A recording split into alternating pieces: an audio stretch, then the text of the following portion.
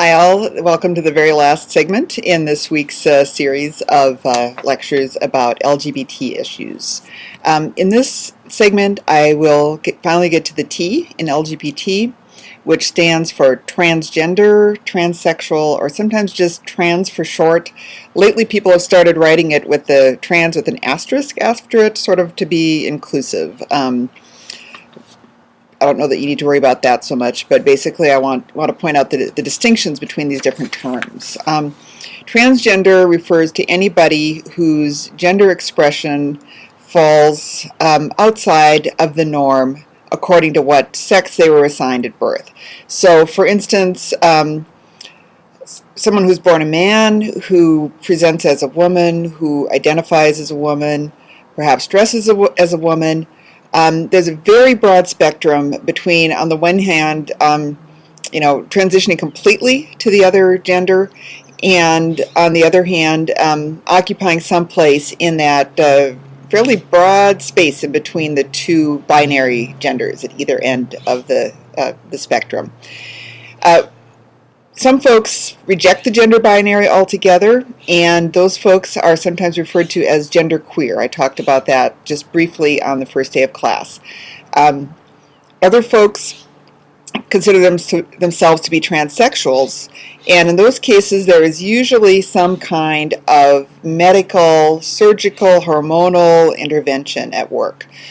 People can be transgender without undertaking any of those interventions. No surgeries, no hormones. They may choose to have some of those interventions, but not all of them. In particular, bottom surgeries, as they're called, rearranging the genitals, are quite a bit more complex than other steps that one might take. And so some people just decide that that is not worth it. They want to, have gender reassignment in the sense of living as the other gender, but they don't necessarily think that surgery is going to be the solution for them. Other folks decide that surgery is, in fact, the solution. It's exactly what they need to fit in, to feel right about themselves, to feel like they fit in society where they want to fit. And so what you're left with at the end of the day is really kind of a tangled thicket. You've got people who identify as transgender, who've had surgeries, who've not had surgeries, who simply, act and express their gender in ways that are contrary to what they were assigned at birth.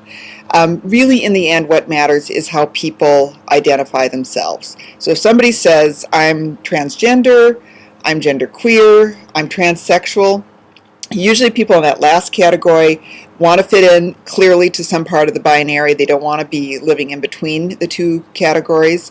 But strictly speaking, transsexual would mean that you've had some kind of actual change in your sex assignment as well. Really, it's up to the individual to say, what fits for them, what works for them. And let that be your guide if you meet somebody who doesn't fit neatly in the boxes. Also, sometimes when it comes to pronouns, people will prefer a pronoun that indicates a different gender or no gender at all. So for instance, sometimes people are now beginning to use they. You'll see that on Facebook, where you get a notice and they say, such and such has messaged you, they said blah, blah, blah. And that is increasingly becoming accepted as kind of normal, standard usage of English. There are also gender-neutral pronouns like Z instead of he or she. Those are not as familiar, and while you might see them sometimes, my money is on the singular usage of they and their, probably expanding to cover this in the future. Just for clarification, we spoke in week 1 about people who are cisgender. That is folks who feel comfortable in the gender they're assigned. Cissexual, by analogy, is somebody who feels comfortable with their biological sex. So that'll apply to most of you out there, maybe not everybody. But those terms, again, were coined so that we had some kind of a term that marks the norm instead of having trans be something that signified a deviation from the norm. With this parallel construction of terms, everybody's got a term that describes their identity or their gender expression. Couple of clarifications, just because sometimes people get confused about it. People used to speak about transvestites as a term for men who dressed up in women's clothes. That is a term that has really kind of gone into disuse in recent years. The reason for that being very simply that it was considered an abnormal fetish, and it's hard to talk about that term, use that term, without somehow implying that somebody's deeply disturbed or abnormal. Similarly, and instead of that, you should use the term cross-dresser. That simply signifies anybody who chooses to dress in the other gender's clothes.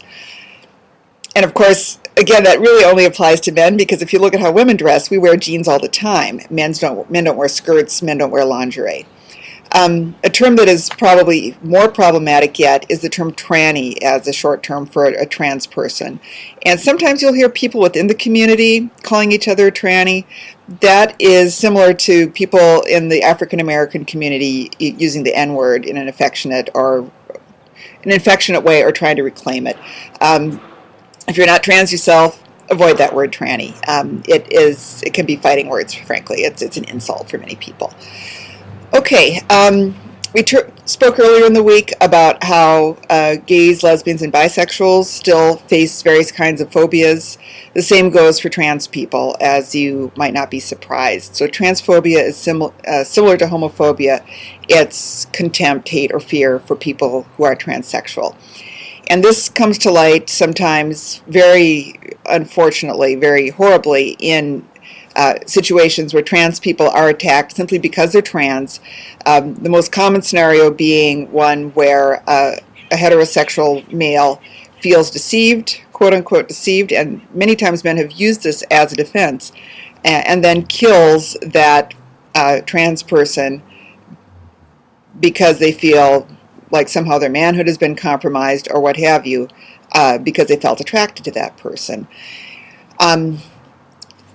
There's a National Day of Remembrance for people who've been murdered, but for most people who are trans, discrimination is more subtle. They do live, I think, with probably more fear than most gay people do in terms of their physical safety, but also in terms of getting work, getting jobs. And then if you just look at how the popular media depicts trans people, it's often really sensationalistic, to the point where for years and years I felt like I should not go too far into this topic, because it was really hard to do it in a way that busted through those barriers.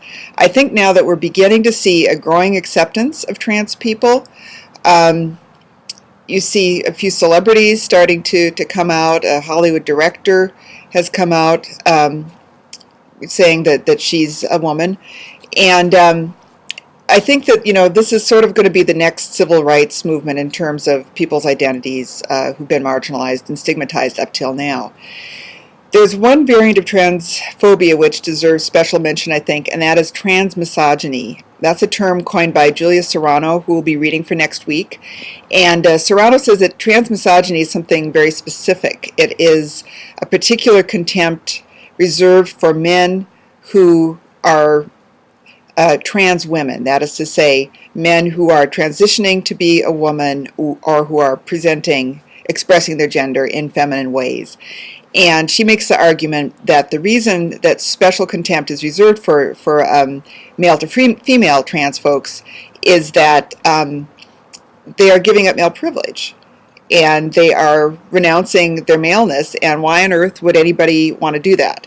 So that's the argument she makes, and I think it is fairly clear that not only from the popular culture in general, but also, very regrettably, from some feminist theorists, there is a tradition of seeing male to female trans people as somehow monstrous, as imposters in the case of certain feminist theorists. Mary Daly is one person I would mention there, who really are somehow trying to infiltrate women's communities and gain trust, and perhaps, attack women in bathrooms or something like that, where in fact there are people who invade women's bathrooms.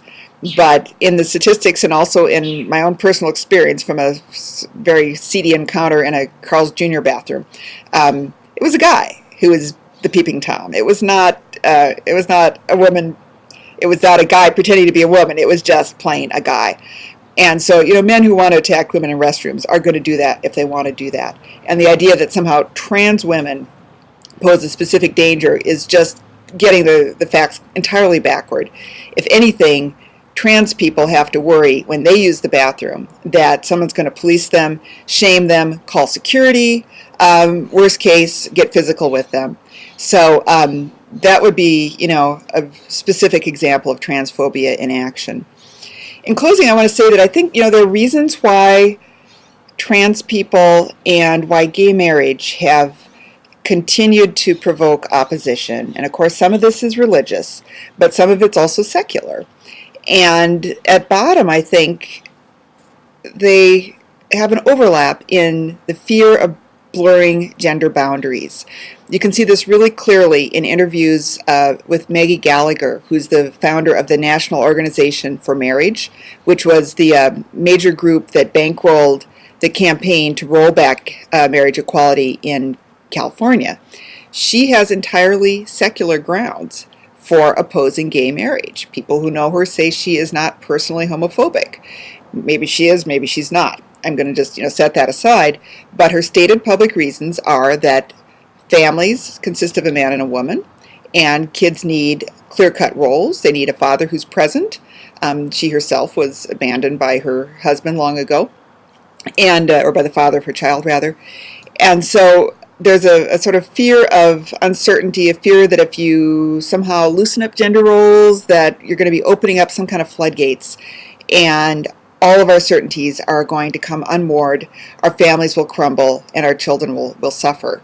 Counterposed to that is the fact that a lot of people who have non-normative sexualities, who identify as gay or lesbian or bi or trans, are in fact already raising families, and those families, according to equality proponents, need that protection of the law as well. But I just wanted to point out what I think is at bottom. It's not always, sometimes it is the politics of disgust, as Martha Nussbaum notes, but sometimes it is also something that is less ugly on the face of it and really has to do with a deep-rooted fear of gender shifting and our roles shifting, and with it the very sense of who we are as people, perhaps not being stable too.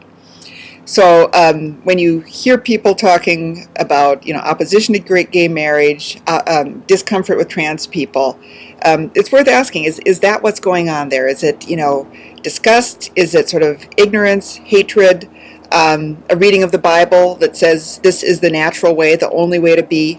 Or is it perhaps even a secular take on the idea that certain kinds of gender roles are simply natural? All right, folks, I'm going to leave you with that. I hope that you've gotten something out of this series of talks, and I look forward very much to seeing you all in person again. Okay, take care all.